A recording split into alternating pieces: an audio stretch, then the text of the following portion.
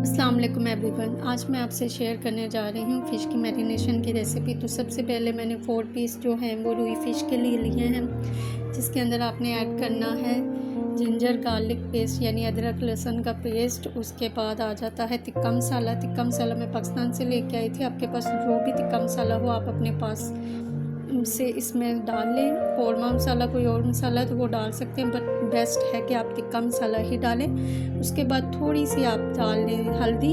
हल्दी लाजमी नहीं, अगर है तो डाल लें, वरना कोई बात नहीं। उसके बाद ये जो गरम मसाला है ये आपने ऐड करना है। ये गरम मसाला जो है इसको मैंने खुद घर में पेस्ट इसका बनाया है, ग्राइंड किया है। इसके अंदर जो चीज़ें ऐड हैं वो है ज़ीरा। ज़ीरा जो है उसको मैंने ग्राइंड नहीं किया, उसको मैंने जस्ट वैसे ही इसमें डाल देती होती हूँ, क्योंकि मेरे ख्याल में अगर ज़ीरा ग्राइंड हो जाएगा तो वो गर्म होकर उसकी स्मेल जो है वो चली जाएगी, तो इसलिए मैं उसको वैसे ही साबुत ही मसाले में रखती होती हूँ।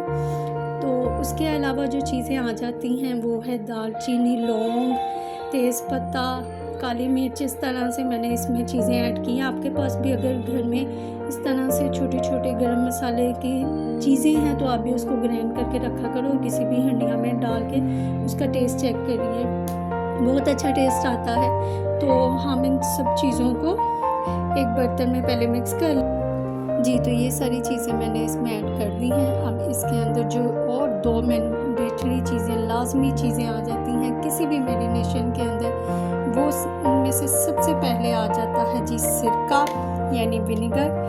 आपके पास अगर विनेगर सिरका नहीं है, ये बांग्लादेश का लिखा हुआ है, मुझे खुद नहीं पता ये क्या इसके ऊपर लिखा हुआ है, बट ये एक्चुअली विनेगर है। तो ये आप थोड़ा सा ऐड कर लें हस्बे ज़रूरत।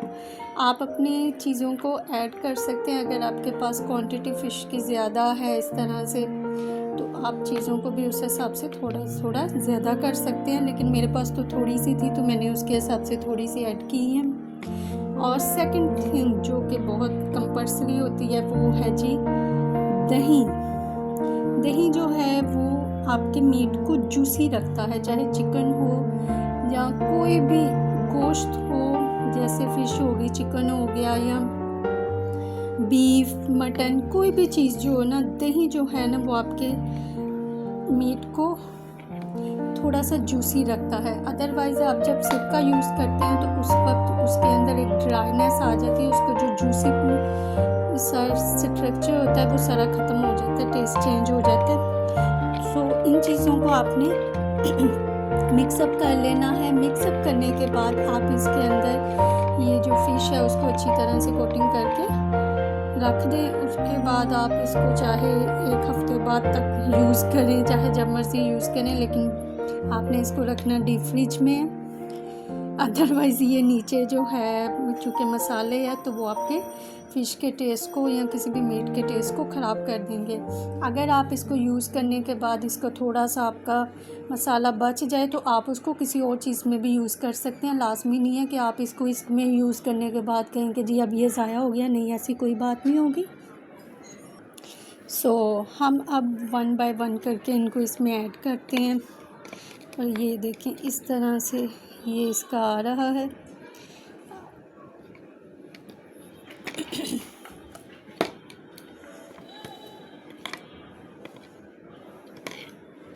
हाँ जी, तो ये मैं सारी जो 4 पीस थे वो मैरिनेट करके रख दिए हैं।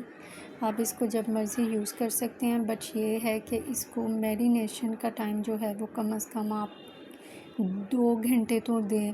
उसके अलावा अगर जितना ज़्यादा दे दें तो अच्छी बात है। एक टिप जो मैं आपको देना चाहती हूँ, मेरे एक्सपीरियंस के अकॉर्डिंग, जो फ़िश होती है उसमें कभी भी नमक आप अलहदा से ऐड ना करें, क्योंकि जो नमक होता है वो ऑलरेडी फ़िश के अंदर होता है ज़्यादा।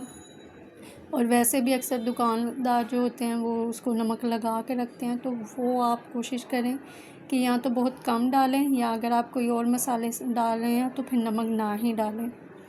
उससे फिर जो नमक का टेस्ट है वो ज़्यादा हो जाता है, तो फिर आपके लिए बाद में शुगर बन सकता है। So thank you so much. Please share, subscribe and like. अल्लाह हाफ़िज़।